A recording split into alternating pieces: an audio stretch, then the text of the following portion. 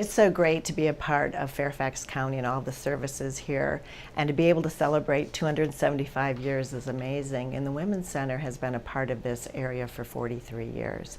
We began by serving women who are going through career transitions, mainly military wives, and over the years have evolved to offer services to men and children of all ages and all ethnicities and all socioeconomic levels.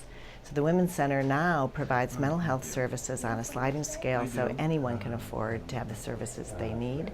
And we also provide services for domestic violence and sexual assault victims, as well as education on finance and careers. We all have challenges in life, whether it's losing a loved one, dealing with a hyperactive child, or going through a relationship issue, but often people don't realize that there are tools available, and talk therapy is here to help people go through it.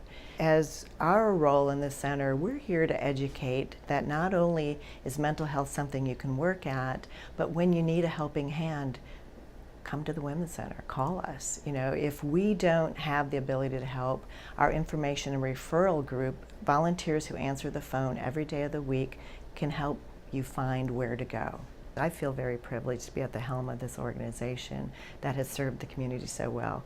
I get calls from around the country asking how we do it, what we do, because this is not a usual model. We are so grateful for the community to support what we do, because many areas don't have these services available.